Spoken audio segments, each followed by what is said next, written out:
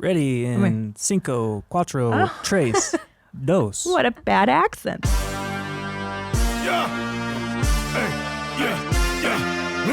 Where my mom's at? Where my mom's wearing thongs, hitting bongs at? Raising kids, cleaning shits, need a long nap. Where my mom's at? Where My Mom's At podcast with Christina P.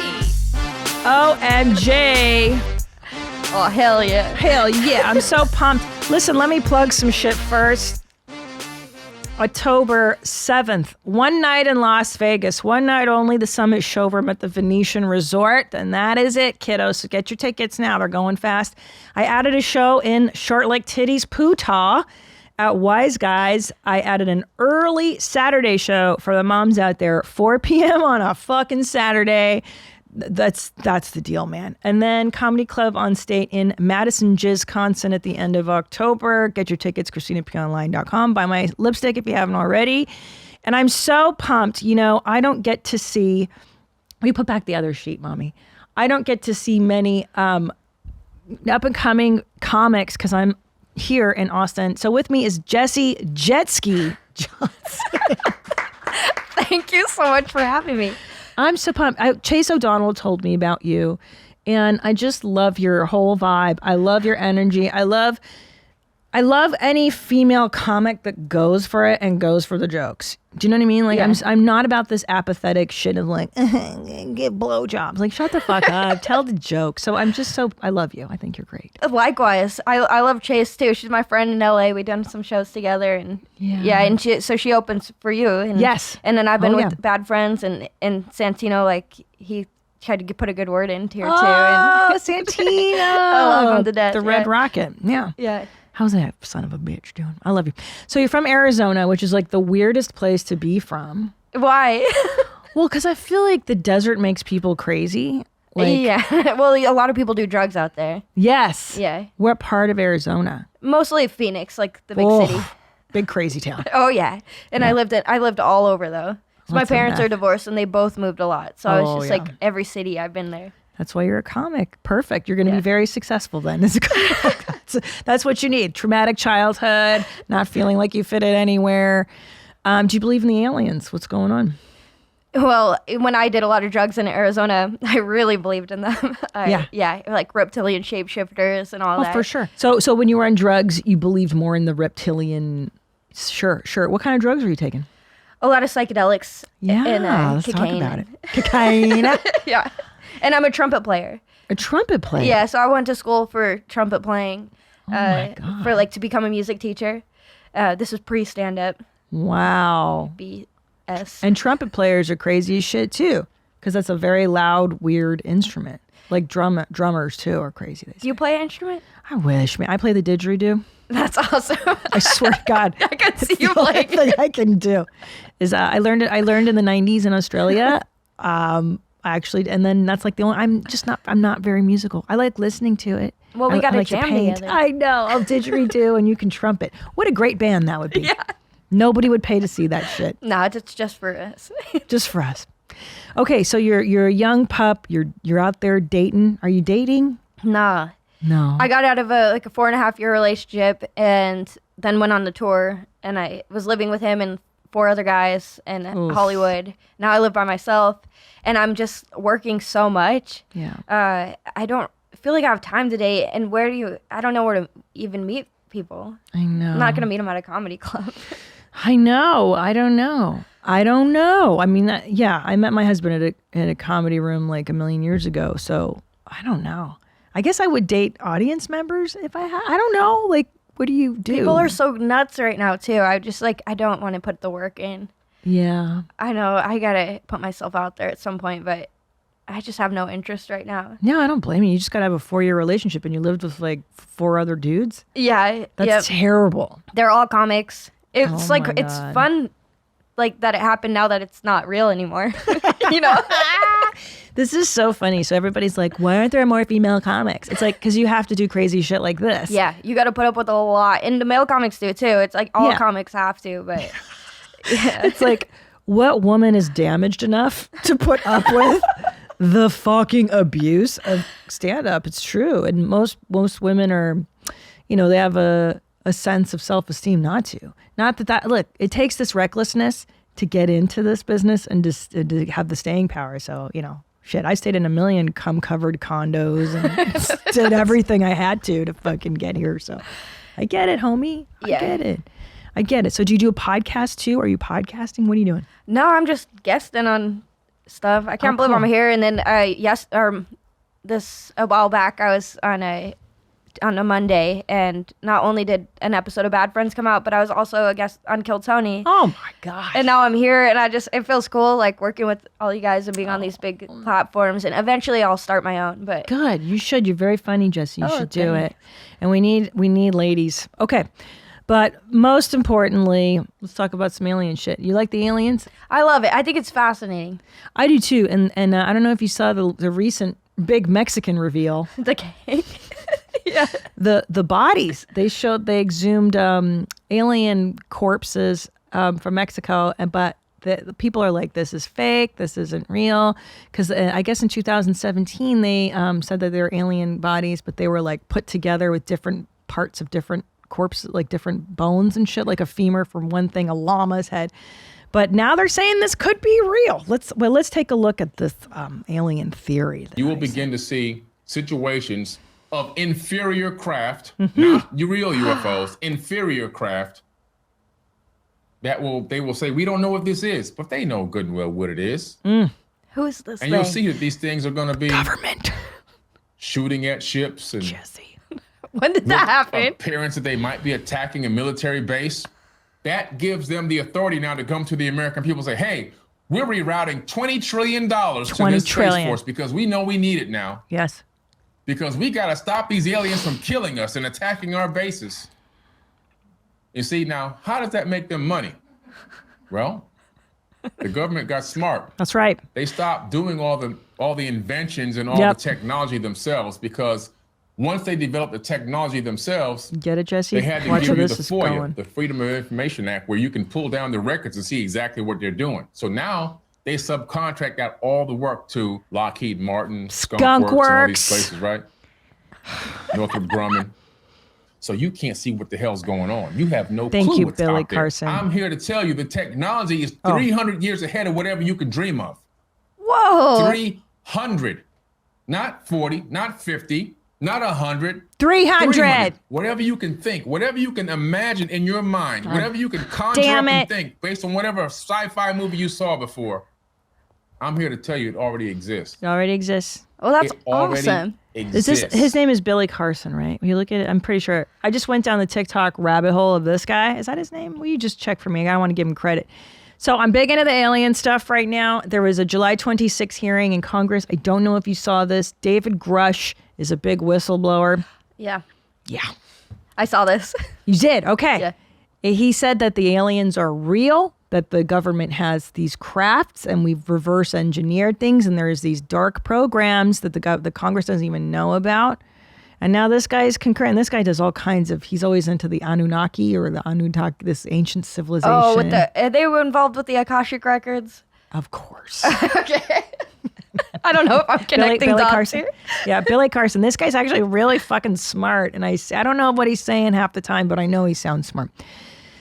So what do you think? Why now? Why is the government telling us about the aliens now? What do you think? Well, I think Hillary Clinton's a reptilian shapeshifter. Easily. And I think she's currently Joe Biden. Easily. And then they're going to get used to aliens so she can rip the mask off and be like, I'm the first female president. Whoa! Fuck you guys. I did it the whole time. Woo! You heard it here first. A WMMA exclusive. That's my theory. A reptilian. Now, there is a thought belief. There is someone out there I saw on TikTok who thinks that Elon Musk is now possessed by aliens, because you've noticed a recent glow up in his demeanor that he is possessed by aliens. What is his glow up? Like he's got a pep in his step, or? Yes. And they believe that he's been taken over by alien consciousness right now. So who knows? I don't know. Yeah. Man. I mean, look at him back then. Bald, sad, pathetic, fat. What's he look like now? He's hot as shit. He's got that hair. You don't think it's got anything to do with that Twitter money? I know, right? Twitter money does fucking help. Look at him. Oh my. It's amazing what hair does. Yeah. I'm going to get some plugs. Oh, will you? Yeah, I just want to keep growing it. Aren't you glad? I mean, women do go bald, but it is rare. I'm so happy that that's like one thing I don't have to contend with is baldness. Yeah, it's much harder for women. Oh my God. Have like a William Montgomery haircut. Oh my God. Can you imagine? It's not good. It's no bueno. So she's a shapeshifter, reptilian, definitely. Do you think the aliens are good or bad? Because I like to believe they're here to like help us. I think so too, because listen, if they wanted to destroy us, they could have done it long ago.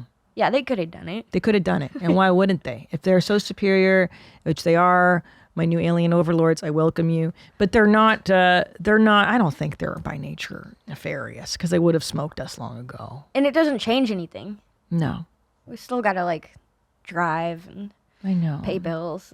But they're saying with the technology, the alien technology that we've reversed engineered, that actually we could use that technology and not have to do any of that cool stuff like driving anymore or paying power bills. So that's why we're not using the technology because the government wants us to, keep paying and stuff. Well, yeah, because we have all that sweet oil. Mm-hmm. We're not getting rid of that oil. We're not getting rid of that oil. No. No shit. So are you a fan of the TikTok, Jessie? I scroll in it sometimes, but I was kind of hoping you would show me some TikToks today. I'm so happy to hear this. Let's play some TikTok clips for my good friend, Jessie. Why are they calling you Jetski? Just sounds like my name, Jessie. And Andrew gave me the name Juicy, which I don't like that one as much. That's gross. Yeah, thank you. You think of pussies or something. Yeah, he's like, it's not sexual. I was like, yeah, he calls me Juice now. Juice. So stupid. Juice. Okay, pause for a second. Let me set this clip up. Have you ever been around babies? Not much. Not much, yeah. And so when I had a child, my first kid, I hadn't even held a newborn. Whoa. Yeah.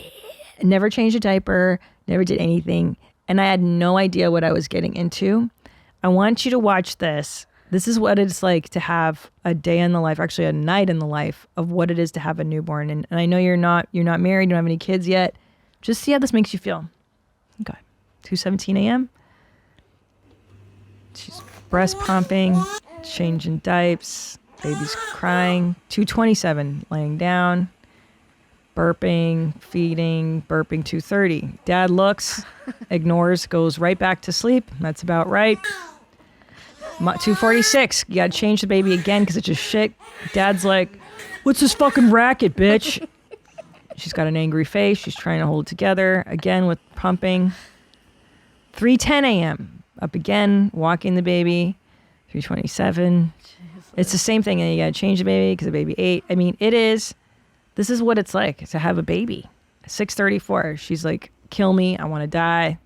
She's in the fridge. She's pouring extra breast milk she's got left over. She looks miserable. Yeah, it's misery. Where's Dad? Oh, he's sleeping. 6:49 a.m. No, I mean, we don't know if it's his kid. He's checking his phone. 7:47. Cool. That's it. That was 5 hours in the life of a newborn. And you had 2? Yeah. What were you thinking? I'm so stupid. Just kidding. I'm a fucking idiot.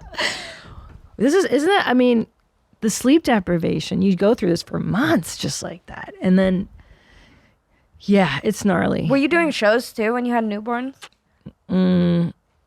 God, yeah. Isn't that weird? So that's awesome to me. I want to have kids someday, but it's like I need to be more successful first. Yeah, you do. Yeah. And then find a partner. And then, then I'll have some kids.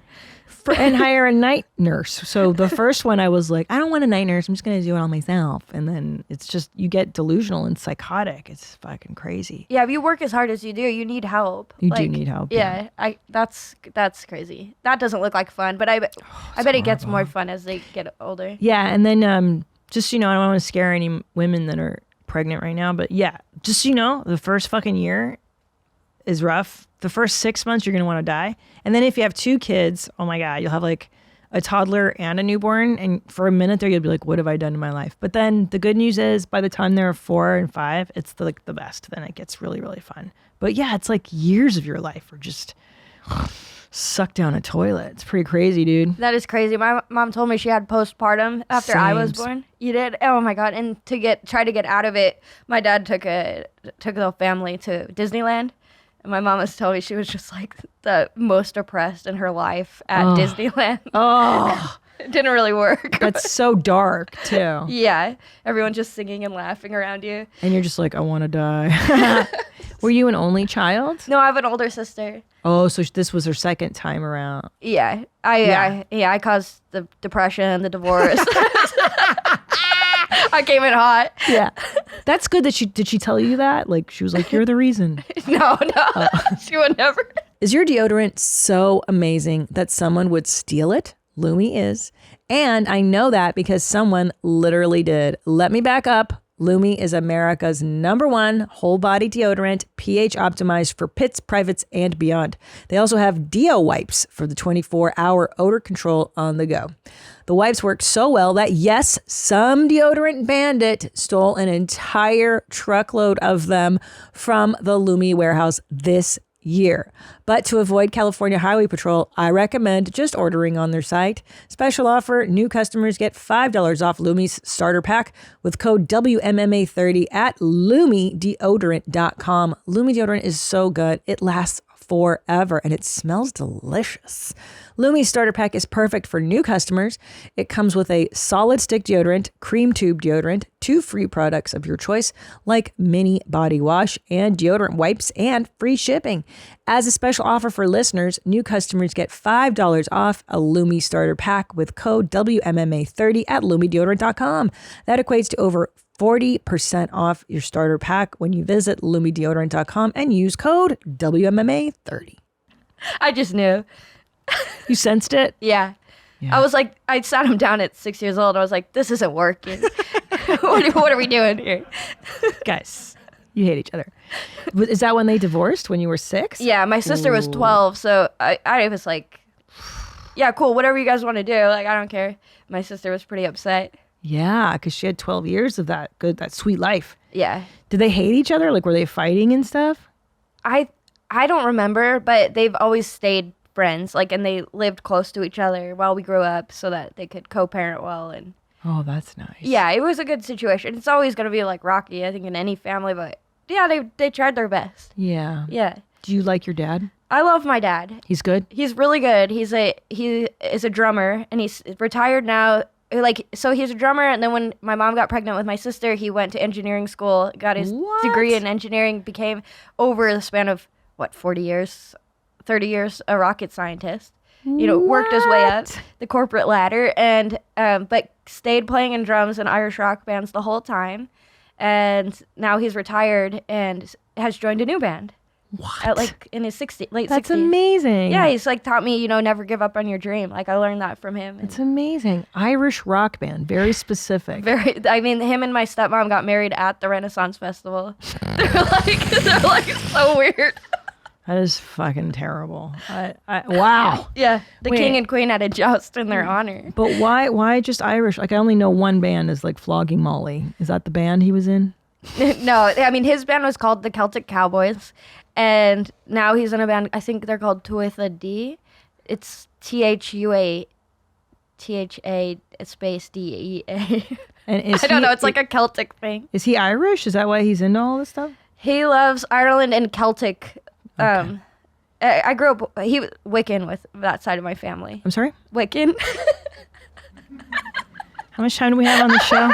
I feel like this is like... I don't know what's weirder, Wiccan or Catholicism. Wiccan. I love Wiccans. I love it. It was weird growing up with it. Wiccan. Okay, so who? So it's like very medieval, like... So, sorry, who was Wiccan? Your mom or your dad? My dad. That's very rare. Usually the women are Wiccan.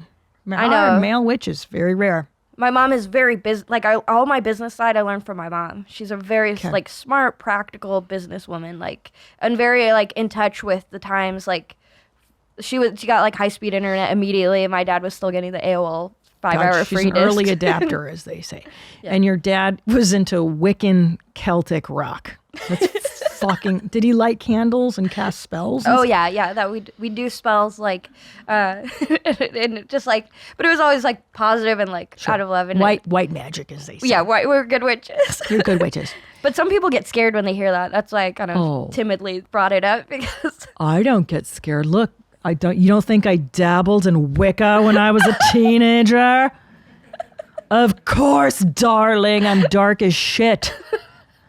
No, I was when I was 13, I started reading about witchcraft and Wicca and white magic. And I would hang out at the Psychic Eye bookshop and, in Los Angeles and get my tarot cards. And I love witchy stuff. Oh, that's awesome. Yeah. Some people they don't know it. So it's really hard to talk about because they don't know anything about it. But yeah, that's basically what I was doing too at 13. Yeah. And I collect my menstrual blood every cycle and I put it in containers and I spray the plants around the house with it. Okay, well, that I still do. Yeah, everybody who doesn't do that. What Duh. are you doing? What are you, stupid? Just wasting it every month. No, well, wasn't Wicca the precursor, like paganism and all that, to Catholicism, Christianity, all the great, religions? People just forgot. You know what I mean? Oh, yeah. But also, yeah, it's just spirituality. People think witchcraft is like doing like voodoo spells on people, I think. I don't think that's... No. I watch The Craft. I don't do dark magic. That's dark magic, guys. Yeah. We don't practice that kind. Now everyone thinks that's what goths are into. We don't practice dark magic. Now, is he still into Wicca? I think so. I don't know how much they're still like practicing. He's so funny being retired. He just like works on his lawn and it plays in that band. And he's like, I'm retired now and I'm busier than I was before. That's cute. It means you got a good brain on you because if he's an engineer and a musician, and your mom, what was your mom? So my mom worked at this like office retailing place where, she would kind of do blueprints for offices and like sales. It's basically sales. It's good. So she kept up all these relationships with people over time and she knows how to negotiate really well. And she's just like very smart with that kind of like numbers. And so I learned a lot creatively, I think, from my dad and like the logistics from my mom and all that's kind of helped with stand-up. Oh, for sure. Such a business now. I know. You just grind for years and then when you start headlining and now it feels like you just become a business in a way. Oh, most definitely. And I know so many really funny comedians who haven't popped yet and you're like, well, what's going on? And some of it is an unwillingness to adapt to the business, right? Yeah. Like, and I think that that's what applies in any business. You must be on social media. You must be on Instagram. You must do all these things. Otherwise, you will die. Adapt or die. Yeah. Yeah. But it's the good side is that like, you don't have to wait to be chosen anymore. I mean, back in the 80s, the 90s, and even in the early 2000s, it was like you had to get chosen by Comedy Central or the Tonight Show had to book you to get a late night spot. And if that one booker doesn't like you, now you're screwed until that guy gets fired in a decade or whatever. And the new guy comes in and it's just terrible. It's crazy. Yeah, you can do it yourself, but I've been lucky too. I think the comics have more control now. Yeah, absolutely. Because like you bring me on your platform is huge. And then with Bad Friends and Kill Tony, like these guys, like all these comics have like lifted me up. That's the name of the game. And then when you get your platform, you're going to reach your hand down and help the next person. I'm cutting it off. Fuck that bitch. Wiccans don't help. I understand. No guests on my podcast. That's like the fun part is like, I don't know. Chase and I were talking about that, how we're both openers and we're like, someday we're going to have our own openers. Yeah. And that's the fun of it. Yeah. And it's funny because I don't know. I struggle with like, feminism and stuff because everybody's like men are fucking evil and the toxic masculinity and I'm like especially being in a male dominant business, it's the men that have helped the most that go, it's the guys that are way up here that have always been like, gosh, you're funny, you should really do this and that or whatever. So I have much gratitude and love for the men in this business. I mean, that's my story. I don't know unless you were molested by Bill Cosby or nah, I never got to meet him. Never got raped by Bill Cosby. I wanted to be part of that legacy. Yeah. I know, but then there's so many great good guys like Santino who's helping in I know. Tony and all those guys. It's good. It's really good. It lifted me up. Annie Letterman's helped me a lot too. She's great, yeah. But like Jesselnick took me on the road. And I remember I headlined my first club. Like I'd been doing bars and wineries and shit like that, but I was Ontario Improv and I headlined it, and the next day I was featuring for Jesselnick. And I go back there thinking I'm doing 15 minutes or something. He goes, "You good with 30?" And I'm just like, Yeah. And then I like left the green room and I'm like going over everything. And I thank God I had that headlining set the day before because I just ran a long set. I know. But you know, when you're starting, you don't get long sets. No. And then he's like such a sharp writer that I'm like 30 minutes. But then he kept putting me up. So I was like probably 6 months featuring for him, and my writing got so tight. Oh yeah. And he's an excellent writer. He's so good. Excellent joke crafter. Yeah. My goodness. And the delivery, he's just such a stone cold gangster, you know. He's so funny. He can like cut the room and like he can like explode the room, I mean, with 3 words. Oh. Like it's crazy to watch. It's funny. I was just talking to Tom about those days of featuring. I was in Denver and I called him and I was like, remember those days when you're somebody's opener and you just bomb the night before and you're like, what am I going to do tonight to redeem myself? And you're just like sweating bullets. You just have anxiety all day about those 30 minutes of stage time. You're like, I don't know how to do this. What do I open with? What do I close? Am I going to bomb? Am I going to, just, I would have diarrhea just all day. Yeah, that's so funny you say that. I feel like as I've gone on this tour, we went on like a 3-month tour and like I'm headlining now and I've really figured out my digestive system because I just didn't want to be like shitting right in the green room before I go out. It took a while though. I would get so sick before going on stage. Oh yeah. Did you puke? No, but I would feel like wanting to puke. Yeah. But now I'm excited. I'm genuinely excited. I think I've found a way to convert all that anxiety into like excitement. So yeah. Yeah. Yeah, I think I had diarrhea for literally diarrhea for like 7 years. Just like so funny. I know what you mean. Yeah. But also when that was happening, if I didn't do stand up for a few days, I'd get like backed up. Oh yeah. Yeah. Because your system doesn't know how to not panic shit. I've never talked to anybody about this before. Oh, welcome to my show. You want to talk about shitting? Yeah, it's the adrenaline. And I remember like I would get those adrenaline shits and then I'd be backed up for like 2 or 3 days after because you're like, oh yeah, I did stand up on Monday. That's why I haven't shit since then. It's Thursday. It's so funny. But then a weird thing happens like around year 10, I calm the fuck down. And then by year 15, I'm like, I could take a nap before I go up. And now the only time I get nervous is if I'm filming something. Like if it's a Netflix thing or even then now I'm not so much nervous, but more like I have to get this right. I got to shit that joke and that, you know, like, so it does go away. Just, you know, there's hope for your bowels. Badass. I'm like 11 years in and I do. It's a good time. I felt like the same thing, like maybe more towards like March, it was 11 years. So it's right around in this tour this year. And I don't get that feeling before I go on stage. Yeah, I'm not gonna go blow up the green room. Like I'm like, don't you shit in the green room. You can't shit in the green room, not if unless it's yours.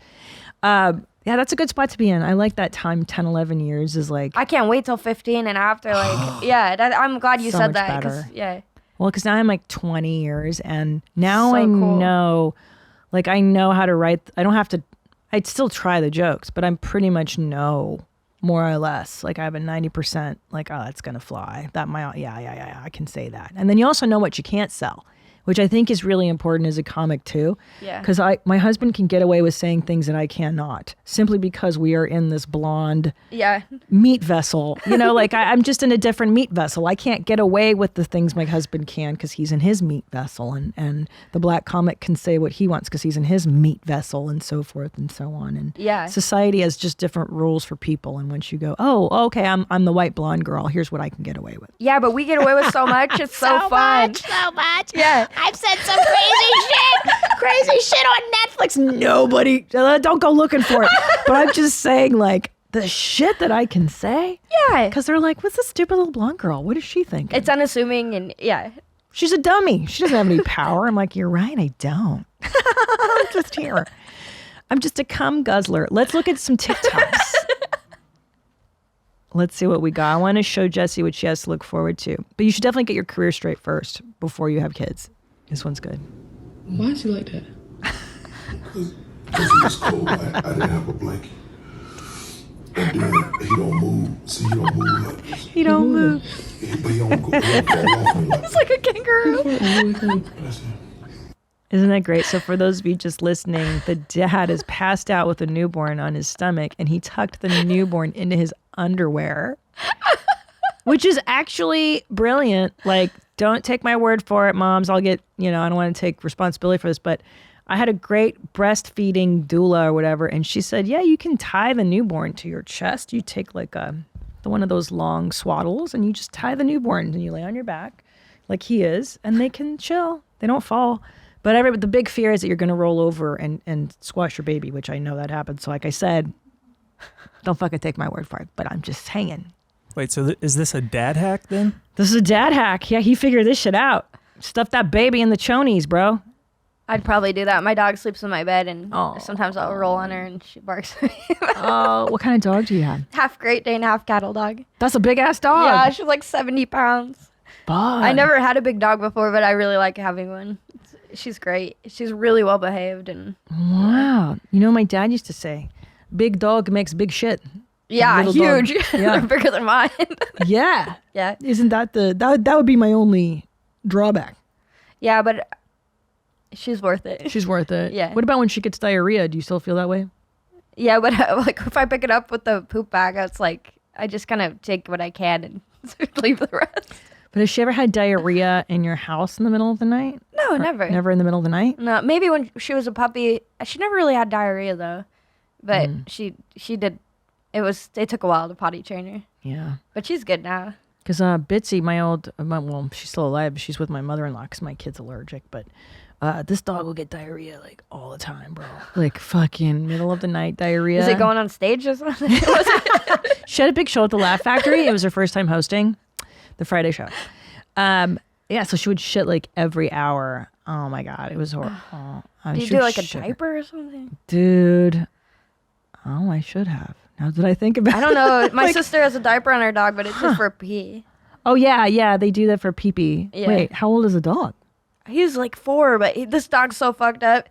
She found him on in the street, like a car accident happened, and this dog ran up, and the other dog he was with had gotten killed.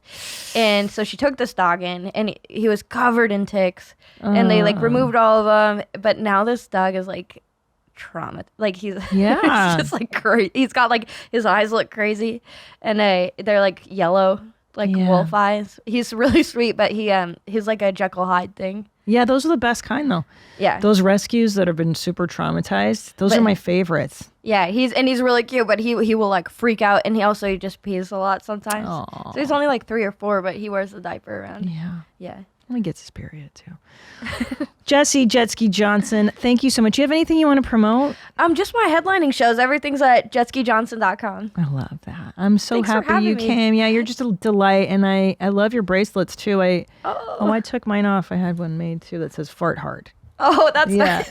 What do yours say? Jet ski juicy. Somebody made it for me on the tour. A fan did, and I don't know who it was, but I like wearing them. Yeah, those are really cute. Thanks. I love you. I hope much continued success. I'm so pumped. This crop of female comics that's coming up is so fucking cool. You and Sarah Weinshank and Kim Congdon and Chase O'Donnell. It's lovely. I'm sure I'm forgetting. Ali Bukowski, she's in town. She gets here in a few days. Yeah. She's great, man. It's just such a good crop of female comics. It's going to be an exciting like 20, 30 years when everybody is saying cool shit. All right. Thanks for watching. Thanks for listening. Subscribe to the show. And until next time, stay cool, moms. Bye. Hi, Mommy. Thank you for watching that episode. Did you like what you see? I hope you did. So why don't you subscribe? Just click the subscribe button and, hit the notification bell so you can get notified. And also, why don't you watch another video? Watch one of these. You know what I'm saying? Like right here, down there, whatever. There's so much stuff, bro. I make these all the time for you to watch. That's why I'm here. I love you.